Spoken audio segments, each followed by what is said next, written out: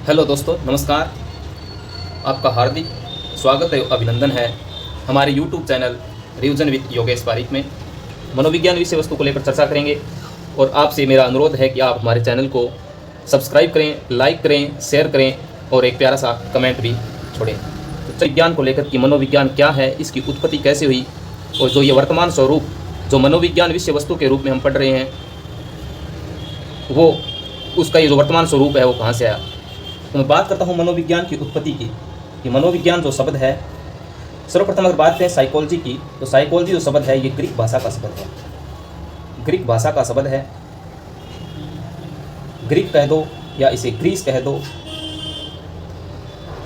अब बात करें मनोविज्ञान की उत्पत्ति की, तो मनोविज्ञान की उत्पत्ति कैसे हुई। उत्पत्ति की अगर मैं बात करूं तो मनोविज्ञान से पहले जो सब्जेक्ट चलता था यानी फिलोसफी, दर्शन शास्त्र, एक सब्जेक्ट चलता था दर्शन शास्त्र, जो आज भी चलता है दर्शन शास्त्र। इस दर्शन शास्त्र को मनोविज्ञान की जननी कहा जाता है। मनोविज्ञान की जननी, मनोविज्ञान की जननी। दर्शन शास्त्र की विषय वस्तु क्या थी, तो दर्शन शास्त्र के अंतर्गत उसी विषय वस्तु का अध्ययन किया जाता था जिसके अंदर जो काल्पनिक चीज़ें हैं, जैसे आत्मा है, परमात्मा है, ब्रह्म क्या है, आत्मा का परमात्मा से मिलन कैसे करवाया जाता है, इन बातों का अध्ययन है वो दर्शन शास्त्र के अंतर्गत किया जाता था। दर्शन शास्त्र की विषय वस्तु की बात करूं तो जैसे आत्मा क्या है, आत्मा क्या है, परमात्मा क्या है, ब्रह्म क्या है, ब्रह्म क्या, अच्छा, या और अच्छे शब्दों में मैं कहूं तो जैसे कि आत्मा का परमात्मा से मिलन कैसे होता है, मिलन कैसे होता है, इन सब बातों का अध्ययन है वो दर्शन शास्त्र के अंतर्गत किया जाता था। और दर्शन शास्त्र की जो विषय वस्तु थी वो अलग अलग विषयों के अंदर विभाजित की। जैसे दर्शन शास्त्र के अंतर्गत ही ज्योतिष शास्त्र है, जिसमें ज्योतिष जो विद्या है उसके बारे में अध्ययन किया जाता था। दर्शन शास्त्र में है ज्योतिष शास्त्र, एक विषय वस्तु और जैसे मैंने आप पढ़ते हैं वास्तुशास्त्र, वास्तुशास्त्र। और बात करूँ तो इसके अंदर एक सब्जेक्ट चलता था मानसिक शास्त्र, मानसिक शास्त्र, मानसिक शास्त्र। दर्शन शास्त्र में केवल उसी विषय वस्तु का अध्ययन किया जाता है जो केवल क्या है, काल्पनिक है। जैसे आत्मा का कोई स्वरूप है क्या, नहीं है, आत्मा का कोई स्वरूप नहीं है, आत्मा क्या है हमें पता नहीं, केवल कोरी कल्पना है। अर्थात दर्शन शास्त्र में केवल उसी विषय वस्तु का अध्ययन किया जाता था जिसका सत्यता या यथार्थता से कोई भी सरोकार नहीं था। केवल कल्पना पर आधारित मात्र जो विषय है वो दर्शन शास्त्र है। इसमें आत्मा, परमात्मा, भूत, प्रेत, ब्रह्म, ये सभी बातें हैं जो किसमें है, दर्शन शास्त्र के अंदर है। या और अच्छे शब्दों में कहूँ कि हमारी जो ज्ञानेंद्रियाँ हैं, हमारी जो ज्ञानेंद्रियाँ हैं, ज्ञानेंद्रियाँ कितनी, अपने 5 ज्ञानेंद्रियाँ, जिसमें आती है आपकी आँख है, आपकी नाक है, त्वचा है, जीवा है, कान है। ये हमारी 5 ज्ञानेंद्रियाँ हैं। अर्थात कहने का मतलब है ये जो पांचों हैं हमारे ज्ञान प्राप्ति के प्रमुख साधन हैं। क्या हैं, ज्ञान प्राप्ति के प्रमुख साधन, प्रमुख साधन हैं, ज्ञान प्राप्ति के प्रमुख साधन हैं। जो ज्ञान हम इन ज्ञानेंद्रियों के द्वारा प्राप्त करते हैं वह ज्ञान सत्य होता है। क्या होता है, सत्य होता है, जिसका अपने आप में यथार्थता होती है। क्योंकि आँख, कान, नाक, त्वचा और जीवा ये हमारी ज्ञानेंद्रियाँ हैं और इन्हीं ज्ञानेंद्रियों के द्वारा हम ज्ञान की प्राप्ति करते हैं, अनुभव करते हैं। जैसे आँख के द्वारा हम देखते हैं तो वो सत्य है, कानों के द्वारा सुनना, नाक से अपने जो ग्रहण पिंड हैं जिसमें हम कहते हैं सूंघने का कार्य है, जो त्वचा जो स्पर्श या संवेदना जिससे उत्पन्न होती है वो, तो ज्ञानेंद्रियाँ से प्राप्त ज्ञान का अध्ययन है वो क्या है, सत्य है। तो दर्शन शास्त्र के अंतर्गत उसी ज्ञान का अध्ययन किया जाता था जो ज्ञान ज्ञानेंद्रियों से परे होता है। परे का मतलब जो ज्ञान ज्ञानेंद्रियों के द्वारा प्राप्त नहीं होता। जैसे आत्मा, परमात्मा, इनका ज्ञानेंद्रियों से कोई सरोकार नहीं होता। तो दर्शन शास्त्र के अंतर्गत केवल उसी विषय वस्तु का अध्ययन किया जाता था जो ज्ञान ज्ञानेंद्रियों से परे होता था। अर्थात जिनका ज्ञानेंद्रियों से कोई लेना देना नहीं था, वो दर्शन शास्त्र की विषय वस्तु थी। इसी दर्शन शास्त्र से जो दर्शन शास्त्र का जो सब्जेक्ट है ये मानसिक शास्त्र, इस मानसिक शास्त्र की जो विषय वस्तु थी इसमें यथार्थता का प्रभाव था। अर्थात यह सत्यता पर आधारित थी, सत्यता पर। लेकिन जो ये ज्योतिष शास्त्र और वास्तुशास्त्र है ये काल्पनिक या अपनी भावनाओं पर कह सकते हैं, भावनाओं का विषय है। लेकिन जो मानसिक शास्त्र है ये यथार्थ व सत्यता का विषय है। इस प्रकार दर्शन शास्त्र की विषय वस्तु के अलग अलग जो सब्जेक्ट थे उनके अंदर भी क्या हो गया, विरोधाभास पैदा हो गया। तो सर्वप्रथम मनोविज्ञान की जो विषय वस्तु निकल कर आई है, या मनोविज्ञान जो वर्तमान में चल रहा है, वो है आज से पूर्व जो स्टार्टिंग में या शुरू में मानसिक शास्त्र की जो विषय वस्तु थी वो मनोविज्ञान की विषय वस्तु थी। अब अगर मैं आगे बात करूं, इसी प्रकार दर्शन शास्त्र से मनोविज्ञान का जन्म होने के कारण, अर्थात जो मनोविज्ञान की पूर्णतः विषय वस्तु है वो दर्शन शास्त्र से निकल कर आई है, और दर्शन शास्त्र से निकलने के कारण दर्शन शास्त्र को मनोविज्ञान की जननी कहा जाता है, मनोविज्ञान की जननी कहा जाता है। इसके बाद में चलो हम आगे चर्चा करें कि मनोविज्ञान की उत्पत्ति तो दर्शन शास्त्र से हुई, लेकिन इसका इतिहास क्या है, इसका अतीत क्या है, इसके बारे में चर्चा करें तो एक अपने दार्शनिक हुए हैं जिनका नाम है एबिंगहॉस। एबिंगहॉस ने कहा है कि मनोविज्ञान जो विषय वस्तु है, इस मनोविज्ञान का अतीत है, अतीत तो काफ़ी लंबा है, लेकिन इसका इतिहास बहुत छोटा है। कैसे? क्योंकि मनोविज्ञान में लगभग 4वीं-5वीं सदी ईसा पूर्व से मनोविज्ञान विषय वस्तु पर कार्य प्रारंभ हो गया था, लेकिन 16वीं शताब्दी तक, 4वीं-5वीं सदी ईसा पूर्व से लेकर 16वीं शताब्दी तक मनोविज्ञान की जो विषय वस्तु थी वो केवल एक ही विषय वस्तु के रूप में पढ़ी जाती थी। लेकिन पूर्णतः अगर पूर्ण रूप से मनोविज्ञान की बात करें तो स्वतंत्र रूप से मनोविज्ञान की कब शुरुआत हुई, तो स्वतंत्र रूप से 16वीं शताब्दी के बाद कह सकते हैं हम इसकी शुरुआत हुई। इसलिए इसका इतिहास तो अगर माने तो लगभग छोटा है, लेकिन इसका अतीत है, इसकी जो ग्रोथ है, यानी आगे से आगे जो मनोविज्ञान के स्वरूप बदले हैं वो अलग अलग हैं, लेकिन जिस स्वरूप पर आकर यह टिका है उस स्वरूप की अगर इतिहास उस समय से लेकर वर्तमान समय तक अगर हम समय को देखें तो समय वो इतिहास है इसका वो काफ़ी छोटा है। मनोविज्ञान को लेकर के अलग अलग समय पर इसके स्वरूपों में परिवर्तन हुआ है। अब मनोविज्ञान को विषय वस्तु को जानने से पहले हमें जो 4वीं-5वीं सदी ईसा पूर्व में जब इसका प्रारंभ हुआ था उस समय के जो दार्शनिक थे, उन दार्शनिकों ने या मनोवैज्ञानिक कह लो, उन्होंने जो अपने विचार दिए थे उनके विचारों के बारे में अगर हम चर्चा करें तो सर्वप्रथम इसके इतिहास को जाने तो हमें सर्वप्रथम एक मनोवैज्ञानिक हुए हैं, दार्शनिक हुए हैं डेमोक्रेटस। एक अन्य दार्शनिक हुए हैं जिनका नाम है सुकरात। एक अन्य दार्शनिक हुए हैं जिनका नाम है प्लेटो। एक दार्शनिक हुए हैं जिनका नाम है अरस्तु।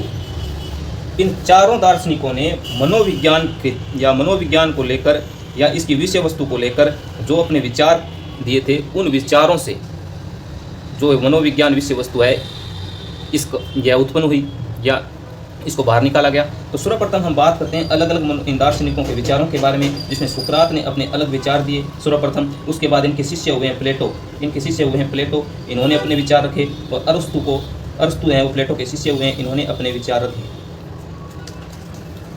अगर हम बात करूं मैं पहले सुकरात के बारे में जान लेते हैं। तो सुकरात है ये 4वीं-5वीं सदी ईसा पूर्व में हुए। 4वीं-5वीं सदी ईसा पूर्व के जो दार्शनिक हुए हैं, कहा जाता है कि सुकरात हैं ये ज़्यादा कोई पढ़े लिखे व्यक्ति नहीं थे, लेकिन इन्होंने जो विचार दिए मनुष्य को लेकर या मनुष्य को जानने को लेकर या मनोविज्ञान की विषय वस्तु जिससे प्रारंभ हुआ, उनके जो विचार थे, इन्होंने सर्वप्रथम कहा कि हमें न तो आत्मा का अध्ययन करना चाहिए, ना परमात्मा के बारे में अध्ययन करना चाहिए, हमें केवल उसी विषय वस्तु को जानना चाहिए जिससे एक मानवीय व्यवहार है या मानव के बारे में हम जान सकें। तो इन्होंने सर्वप्रथम एक विचार दिया कि मनुष्य जो है, मनुष्य का अध्ययन करना चाहिए, मनुष्य का अध्ययन करना चाहिए। इन्होंने कहा कि एक मनुष्य को अपनी संपूर्ण जो ज्ञान है वो एक मनुष्य को जानने में लगा देना चाहिए, हमें इधर उधर भटकना नहीं चाहिए, और एक मनुष्य को जानकर हम उसकी व्यवहार के बारे में, उसके विचारों के बारे में जान सकते हैं। इसलिए मनुष्य को मनुष्य का अध्ययन करना चाहिए। कहने का मतलब ये हुआ कि एक मनुष्य को मनुष्य की खोज करनी चाहिए, मनुष्य को मनुष्य की खोज करनी चाहिए। अर्थात ये सुकरात थे, ये प्रश्नों के माध्यम से किसी व्यक्ति की जो जिज्ञासा होती थी उसको शांत किया करते थे। अर्थात उस समय के ये जो दार्शनिक हुए हैं ये ग्रीक यूनानी दार्शनिक हैं। ग्रीक या यूनानी, ग्रीक देश के थे या यूनान के थे, यूनानी दार्शनिक थे। और ये उस समय इनके विचारों से लोग उस समय इतने प्रभावित थे कि जो सुकरात ने जो विचार बोल दिए उन्हीं का अनुसरण लोग करते थे। तो सुकरात ने इन विचारों को दिया, इतना विचार देकर आगे उन्होंने कुछ नहीं कहा और ये प्रश्नों के माध्यम से लोगों की जिज्ञासाओं को शांत करते थे। वो अपने प्रवचन दिया करते थे। जैसे हमने जाके अगर हम सुकरात के पास जाएं और किसी व्यक्ति ने आकर पूछा कि सर धर्म क्या है, तो सुकरात उस धर्म क्या है उसकी परिभाषा नहीं देते थे। सुकरात उससे विपरीत प्रश्न करते थे, तो आप बताओ पाप क्या है। फिर व्यक्ति सोचता, फिर अगर व्यक्ति पाप क्या है इसका उत्तर लेके आता तो वो कोई और प्रश्न कर देता। इस प्रकार प्रश्नों के माध्यम से व्यक्ति की जिज्ञासा को शांत करते थे, उसे ज्ञान की अनुभूति करवाते थे। इसी कारण सबसे जो प्राचीन विधि है आज भी चलती है, जिसका नाम है प्रश्नोत्तर विधि। प्रश्नोत्तर विधि, इस प्रश्नोत्तर विधि के जो जनक हैं, जिसे सुक्रेटिव मेथड भी कहते हैं इंग्लिश में, प्रश्नोत्तर विधि के जो जनक हैं वो कौन है? सुकरात को माना जाता है। अब सुकरात ने अपने इतने विचार देकर यहीं पे से विराम दे दिया। आगे इन्होंने इस विषय वस्तु पर कोई कार्य नहीं किया। लेकिन सुकरात के शिष्य हुए हैं प्लेटो, जो कि 5वीं सदी ईसा पूर्व में हुए।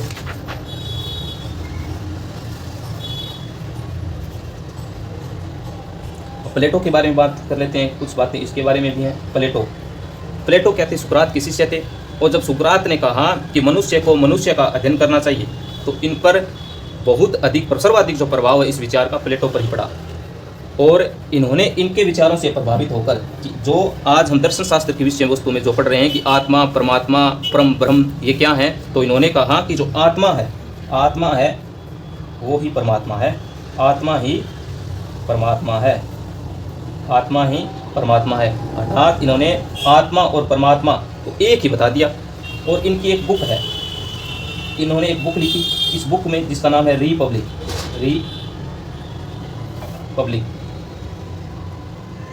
इनकी बुक है रिपब्लिक बुक लिखी इन्होंने।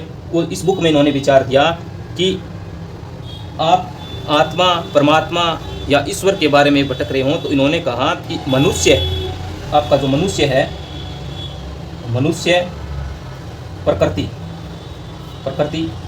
और ईश्वर, ये तीनों एक दूसरे से इस प्रकार बंधे हुए हैं कि इनको अलग करना संभव नहीं है। क्योंकि इस प्रकृति के में मनुष्य का जन्म होता है और मनुष्य अपने विचारों या भावों से उस परम सत्ता ईश्वर को मानता है। अर्थात इन तीनों के अंदर इतना कड़ा संबंध है कि इन्हें हम किसी प्रकार से अलग नहीं कर सकते। एक बात और प्लेटो के बारे में, जो आत्मा शब्द है, आत्मा शब्द सर्वप्रथम प्लेटो के द्वारा दिया गया। ये आत्मा शब्द सर्वप्रथम प्लेटो ने दिया। दूसरा एक मन शब्द, ये मन शब्द भी सर्वप्रथम प्लेटो के द्वारा दिया गया। उसके बाद में बात करें तो किसी ने, जैसे इन्होंने आत्मा को फिर परिभाषित किया कि आत्मा है क्या, अर्थात प्लेटो ने ये बताया कि आत्मा ही परमात्मा है। हमें आत्मा और परमात्मा को अलग अलग न खोजकर आत्मा को ही परमात्मा मानना चाहिए। दूसरी इन्होंने एक बुक लिखी जिसका नाम था रिपब्लिक। उसमें इन्होंने विचार दिया कि मनुष्य, प्रकृति, ईश्वर तीनों एक दूसरे से इस प्रकार बंधे हुए हैं कि इन्हें अलग नहीं किया जा सकता। आत्मा और मन शब्द सर्वप्रथम किसी ने अगर दिए तो वो क्या हैं, कौन से हैं? वो प्लेटो ने दिए। और इन्होंने आत्मा को परिभाषित करते हुए कहा कि मनुष्य की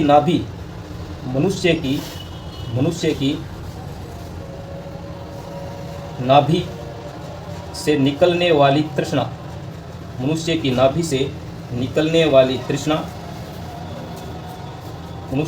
से निकलने वाली तृष्णा, हृदय से निकलने वाले भाव,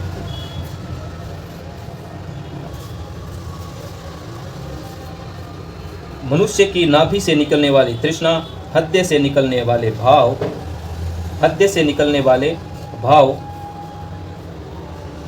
वह मस्तिष्क से निकलने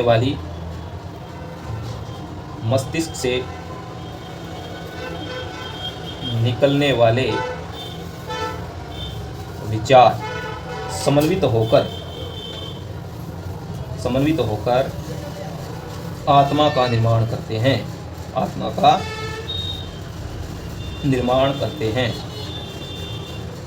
अर्थात प्लेटो ने विचार दिया कि जो मनुष्य की नाभि है, इस नाभि की जो तृष्णा है, मनुष्य की नाभि से निकलने वाली तृष्णा है, हृदय से निकलने वाले उसके जो भाव हैं तथा उसके मस्तिष्क में जो विचारों का उद्भव होता है, ये तीनों आपस में समन्वित होते हैं। और जब ये तीनों समन्वित हो जाते हैं तो मनुष्य समन्वित होकर एक आत्मा का निर्माण करते हैं। प्लेटो ने एक बात और कही कि प्लेटो ने जो ज्ञान का जो केंद्र है वो प्रमुख केंद्र है वो किसको माना है? मस्तिष्क को माना है। मस्तिष्क से निकलने वाले विचार, मस्तिष्क से निकलने वाले विचार, तो इन्होंने क्या है, ज्ञान का जो प्रमुख केंद्र है, ज्ञान का प्रमुख केंद्र है मस्तिष्क को माना है, मस्तिष्क को माना है। इसके बाद में इन्होंने एक और शिक्षा जो प्रणाली है, शिक्षा प्रणाली में अनुकरण को महत्व दिया है, अनुकरण को महत्व दिया। और एक विधि है जो है डिडक्टिव मेथड है, निगमनात्मक विधि। निगमनात्मक विधि के जनक कौन है? वो भी प्लेटो हैं। निगमनात्मक विधि के जनक। निगमनात्मक में जिसमें विशेष से सामान्य है, आपके अप्रत्यक्ष से प्रत्यक्ष है, इस प्रकार के जिन पर आपके सूत्रों का प्रयोग होता है वो निगमनात्मक विधि है। उस निगमनात्मक विधि के जो जनक हैं प्लेटो हैं। तो प्लेटो की अगर बात करें तो सुकरात के शिष्य थे।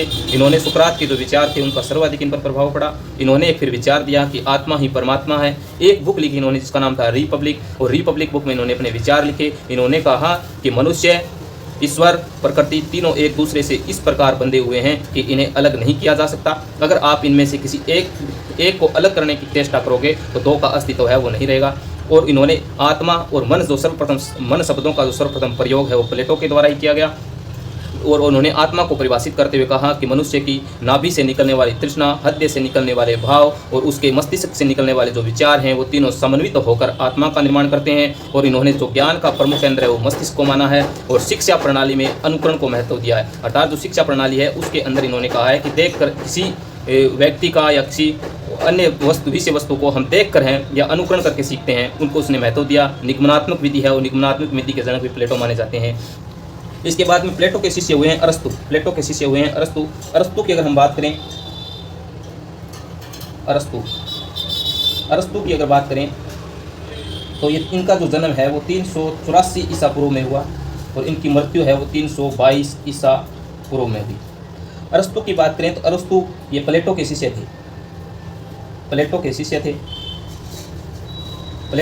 थे। और सर्वप्रथम इन्होंने ही जो मनोविज्ञान लेकर आए थे, जो आत्मा का अध्ययन, सर्वप्रथम इन्होंने दर्शन शास्त्र से मनोविज्ञान की जो विषय वस्तु अलग की थी जिसका नाम था आत्मा का अध्ययन है वो इस अरस्तु ने शुरू किया। इन्होंने एक बुक लिखी, प्लेटो की, अरस्तु की एक बुक है जिसका नाम है डी एनिमा। प्लेटो की बुक का नाम है डी एनिमा। इन्होंने हत्या को या आत्मा को ज्ञान का प्रमुख केंद्र माना। हत्या को यानी प्लेटो ने तो ज्ञान का प्रमुख केंद्र किसको माना? मस्तिष्क को माना। जबकि इन्होंने जो ज्ञान का जो प्रमुख केंद्र है, ज्ञान का प्रमुख केंद्र इन्होंने माना हत्या या आत्मा को। तथा इन्होंने अपना एक विचार दिया। इन्होंने कहा कि हमारी ज्ञानेंद्रियां हैं, ज्ञानेंद्रियों से जो प्राप्त ज्ञान है, अर्थात हम हमारी ज्ञानेंद्रियों के द्वारा जो भी अनुभव करते हैं या सीखते हैं, हमारी ज्ञानेंद्रियां जो देखती हैं, सुनती हैं या महसूस करती हैं, जो हमारी ज्ञानेंद्रियां हैं वो ज्ञानेंद्रियों से जो प्राप्त ज्ञान है उसका प्रमुख केंद्र है वो हमारा हृदय या आत्मा होती है। और ये ज्ञानेंद्रियां उस ज्ञान को ले जाकर हमारी आत्मा को देती हैं। अगर हमें एक मनुष्य का अध्ययन करना है तो हमें उसकी आत्मा का अध्ययन करना चाहिए। अर्थात अरस्तु ने कहा कि हमारी ज्ञानेंद्रियों से प्राप्त ज्ञान का प्रमुख केंद्र हमारी आत्मा होती है। हमारी ज्ञानेंद्रियों से प्राप्त ज्ञान का प्रमुख केंद्र हमारी आत्मा होती है। कहने का मतलब है कि ज्ञानेंद्रियों से प्राप्त ज्ञान आत्मा तक पहुंचता है। अगर हमें एक मनुष्य का अध्ययन करना है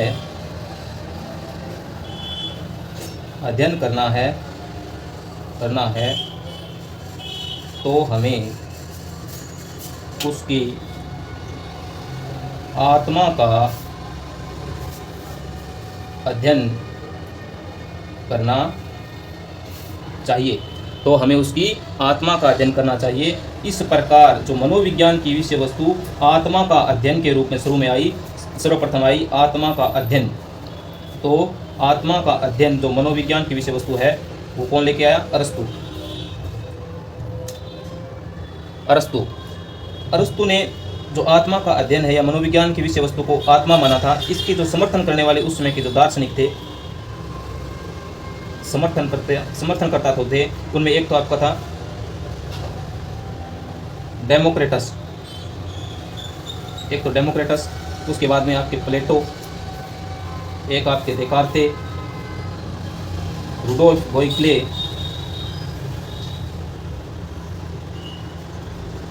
हिप्पोक्रेटस। मनोविज्ञान की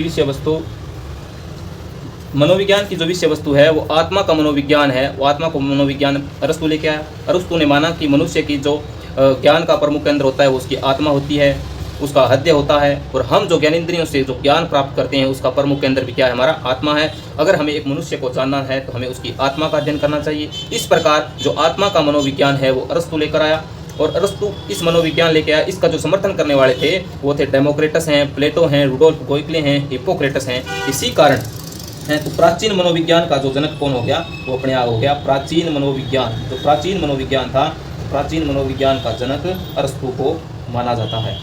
अरस्तु को माना जाता है। अरस्तु एक यथार्थवादी विचारक थे। और अरस्तु ने जो आगमनात्मक विधि है, जो सामान्य से विशिष्ट की ओर, प्रत्यक्ष से अप्रत्यक्ष की ओर, सरल से कठिन की ओर, ये जो विधियां हैं, ये जो विधि है जिसका नाम है आगमनात्मक विधि। आगमनात्मक विधि का जो जनक है, आगमनात्मक विधि का जनक है वो भी अरस्तु को माना जाता है। आगमनात्मक विधि का जनक है वो भी अरस्तु को माना जाता है। तो अरस्तु की हमने बात की कि प्राचीन मनोविज्ञान का इसको जनक मानते हैं, आत्मा का मनोविज्ञान लेके आया। इसकी बुक है डी एनिमा बुक है। उसके बाद में इनका जो समर्थन करता है ये हमें याद रखनी है। डेमोक्रेटस है, प्लेटो है, देकार्ते है, रुडोल्फ गोइक्ले हैं, हिप्पोक्रेटस हैं। इसी कारण इसे प्राचीन मनोविज्ञान का जनक कहते हैं, आगमनात्मक विधि का जनक कहते हैं। इसके बाद में अगर हम बात करें तो एकमात्र ऐसे मनोविज्ञानी हैं जो अरस्तु को प्राचीन मनोविज्ञान का जनक नहीं मानते। उनका नाम है कोलसनिक। यह हमें पर्सनली याद रखना है। कोलसनिक एक दार्शनिक हुए हैं। कोलसनिक का कहना है कि जब आत्मा शब्द प्लेटो के द्वारा दिया गया तो प्राचीन मनोविज्ञान का जो जनक है वो प्लेटो है। कोलसनिक ने क्या कहा है कि आत्मा जो शब्द है वो सर्वप्रथम प्लेटो के द्वारा दिया गया, तो हमें प्राचीन मनोविज्ञान का जनक प्लेटो को मानना चाहिए। तो कोलसनिक क्या कहते हैं कि प्राचीन मनोविज्ञान का जनक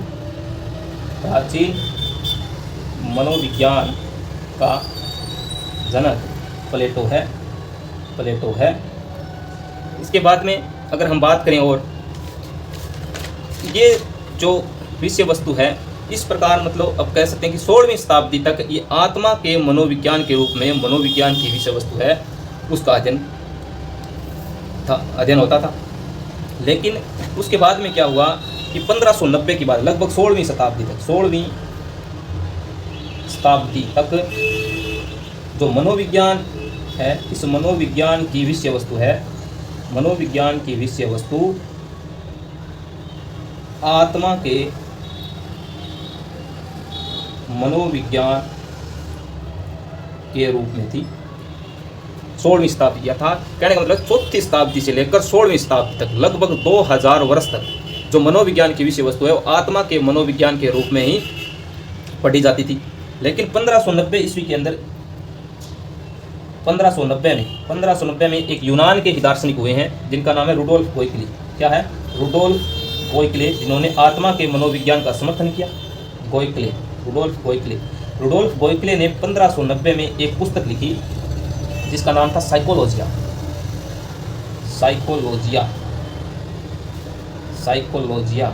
इस साइकोलॉजिया में इन्होंने सर्वप्रथम साइकोलॉजी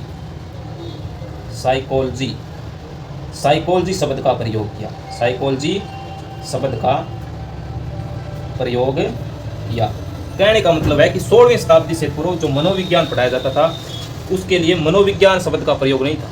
16वीं शताब्दी में 1590 में रुडोल्फ गोइगले ने, जो कि यूनान के थे, उन्होंने एक बुक लिखी जिसका नाम था साइकोलॉजिया। उस साइकोलॉजिया में इन्होंने सर्वप्रथम साइकोलॉजी शब्द का प्रयोग किया।